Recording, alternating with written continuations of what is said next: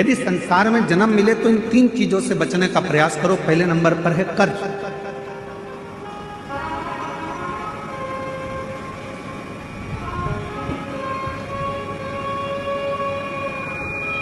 थोड़ा सा भी कर्ज हमारे जीवन में अगर हो जाता है, थोड़ा सा कर्जा आ जाता है, तो वो कर्जा बढ़ते बढ़ते बढ़ते बढ़ते एक दिन हमारी जमीन को, हमारी जायदाद को, हमारे मकान को भी बर्बाद कर देता है।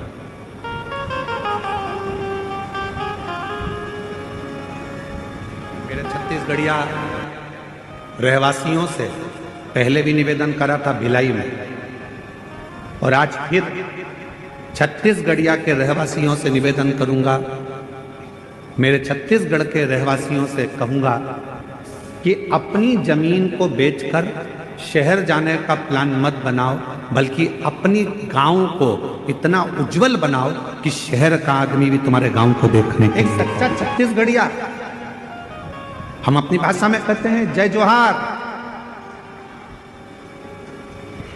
छत्तीसगढ़िया सब लोग, मतलब एक सच्चा छत्तीसगढ़िया वो होता है जो जहां रह रहा है, जिस भूमि पर रह रहा है, उस भूमि को, उस घर को, उस गांव को इतना उज्जवल बना ले, इतना प्रगतिशील बना ले कि फिर उसको देखने के लिए दुनिया के लोग।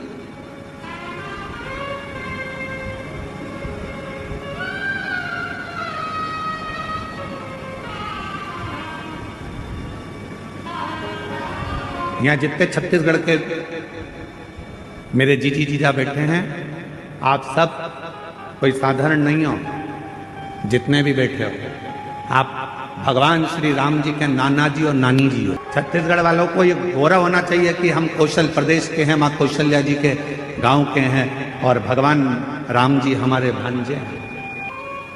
सहजता नहीं है। शिव भक्त को शिव महापुराण की कथा कर रही है, संसार के रहवासियों को 3 चीजों से बचना चाहिए। पहले नंबर पर है कर्जा, दूसरे नंबर पर है क्लेश, तीसरे नंबर पर है कलंक। ये 3 चीजें जब व्यक्ति के जीवन में अगर हो जाती है तो पूरा जीवन बर्बाद हो जाता है, पूरा। पहला बचो कर्ज से। 10 रुपए भी किसी का अगर कर्जा है तो वह हमको एक ना एक दिन डुबो देगा, इसलिए कर्जे से बचने का प्रयास करो। आज हो क्या रहा है, लाओ हम तुम्हें कर्जा दे देंगे। बड़ी बड़ी कंपनियां खुली हैं, बड़े बड़े बैंक खुले हुए हैं, जो दिन रात मोटरसाइकिल पे अपने अपने फ्लेक्स लगाकर दिन रात कहते हैं लो एक दिन में हम लोन देते हैं। गाड़ी पर लोन ले लो, मकान पर लोन ले लो, जमीन पर लोन ले लो, लोन ले लो, लोन ले लो, पैसा ले लो, पैसा ले लो। आज क्यों देने को तैयार बैठे? वो चाहते हैं कि आप थोड़ा सा लोन लोगे, धीरे धीरे वो चुका नहीं पाओगे तो एक दिन तुम्हारी जमीन भी चली जाएगी, मकान भी चले जाएगा, और मालूम पड़ा एक दिन जो रखा हुआ धन है वो पूरा बर्बाद हो जाएगा। समझ की जरूरत है। लोन देने वाली कंपनियां बढ़ गई, लोन लेने वाले बढ़ गए, पर अब समझ की जरूरत है कि हमको ना कर्ज लेना है, ना हमको क्लेश में रहना है, और ना हमको कलंक में रहना है। हमें तो शंकर भगवान की अविरल भक्ति में रहना है, शिव की वजह से। कर्ज से थोड़ा सा बचना, थोड़ा सा।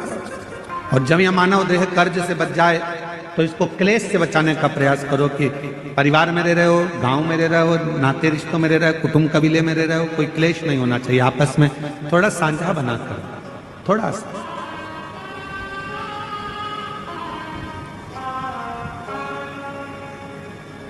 आप सबको मालूम है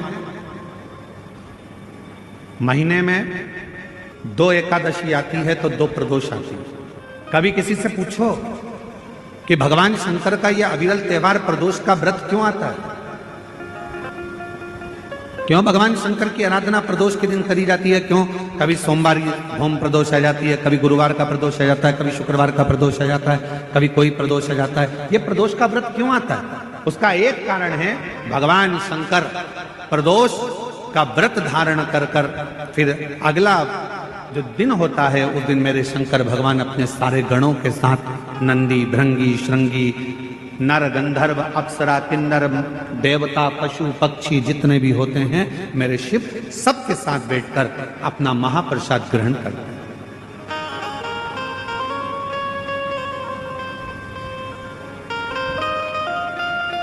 साथ बैठने पर हमारा क्लेश समाप्त होगा। आज के जमाने में 4 भाइयों का परिवार, एक इधर जा रहा है, एक उधर जा रहा है, देवरानी जेठानी ननन सब अलग अलग क्षेत्र में जा रही, कोई सुनने को तैयार नहीं। तो शिव महापुराण की कथा कहती है, एक कर्ज से बच जाओ, दूसरा क्लेश से बचो। हफ्ते में, महीने में एक दिन ऐसा बनाओ जिस दिन मेरे घर के पूरा परिवार एक जगह पर एकत्रित हो, भोजन करें, साथ बैठे, साथ बैठकर अपने परिवार की चर्चा। हम ये भी नहीं कहेंगे कि तुम किसी परमात्मा की आराधना करो कि साधना की आराधना, आप तो साथ बैठो, अपना मनन चिंतन करो कि हमें अपने घर को कैसे संवारना है, हमें अपने परिवार को कैसे संवारना है, हमें अपने बच्चों को उच्च शिक्षा कैसे देना है, हमें अच्छी चिकित्सा कैसे देना है। हम कहीं आडंबर में तो नहीं फंस रहे, हम कहीं गलत जगह पर तो नहीं फंस रहे, आडंबरों से मुक्त कैसे करें। आज थोड़ी सी बीमारी आती है और लोग भटकना चालू कर देते हैं, यहां जा रहे हैं, वहां जा रहे हैं, तबीयत खराब हो गई तो यहां जाओ वहां जाओ। हमने जब से शिव महापुराण की कथा बाची है, एक बात हमेशा कही है कि सबसे पहले अगर शरीर में कष्ट है तो अपने गांव के प्राथमिक चिकित्सा केंद्र में जाओ, उसके बाद फिर शहर के हॉस्पिटल में जाओ, फिर शहर के हॉस्पिटल से जिले के हॉस्पिटल में जाओ, फिर जिले के हॉस्पिटल से फिर कोई बड़ी सिटी के कोई हॉस्पिटल में जाओ। कहीं भटको ना। बड़े हॉस्पिटल में कब जाना?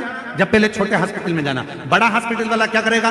तुम्हारे पहले की हॉस्पिटल की फाइल दिखाओ, साहब ये हमने हमारे गांव के हॉस्पिटल में दिखाया था, साहब ये हमारे कवर्धा में दिखाया था, साहब हम फिर बिलासपुर पहुंचे, साहब अब हम रायपुर आए हैं, ये देखो हमने ये जांचें कराई है। छोटे हॉस्पिटल से बड़े हॉस्पिटल तक जाओ। पर आजकल व्यक्ति क्या करता है? डायरेक्ट बड़े में जाने की सोचता है। उसी तरह जैसे गांव के लोग इकट्ठे हुए और कहां जा रहे हो साहब? तो कहा हम अमरनाथ जा रहे हैं। कहां जा रहे हो साहब? हम केदारनाथ जा रहे हैं। तो हम उनसे पूछे, भैया तुम अमरनाथ जा रहे हो, बड़े हॉस्पिटल में जा रहे हो, तुम केदारनाथ जा रहे हो, बड़े हॉस्पिटल में जा रहे हो, पर ये तो बताओ कि प्राथमिक चिकित्सा केंद्र पहुंचे कि नहीं पहुंचे? पहले अपने गांव में जो शंकर जी का मंदिर है उसमें जाना चालू करा कि नहीं करा? पहले शिव जी के मंदिर में जाना चालू करा कि नहीं करा? आज का व्यक्ति अमरनाथ जाना चाहता है, आज का व्यक्ति केदारनाथ जाना चाहता है, पर आज का व्यक्ति अपने घर के पास में जो शंकर जी का मंदिर है वहां जाना नहीं चाहता। लोग देखेंगे, हंसेंगे, ताना कसेंगे, कोई कुछ कहेगा, कोई कुछ कहेगा।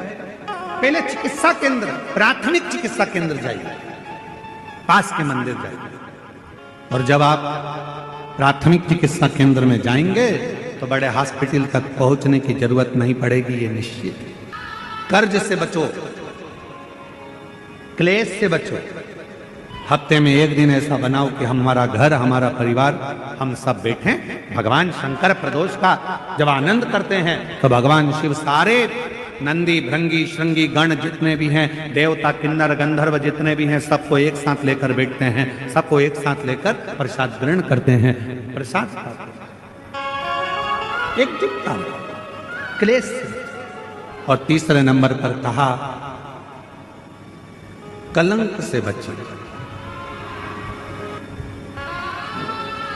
हमारे सनातन हिंदू धर्म में पतंग उड़ाने के लिए एक दिन दिया गया है। यहां उड़ाते पतंग? अरे बोलो तो जम के। कब उड़ाते हैं? जम के बोलो। मकर संक्रांति। हमारे सनातन धर्म में, हिंदू धर्म में पतंग उड़ाने के लिए एक दिन दिया है, मकर संक्रांति का दिन। उड़ा लो जितनी उड़ाना है, खूब काटो जितनी काटना है। पर हमारे सनातन धर्म में यह कहा गया, साल में एक दिन मकर संक्रांति के दिन खूब उड़ाओ, खूब काटो, पर बाकी के दिन ना उड़ाना ना काटना।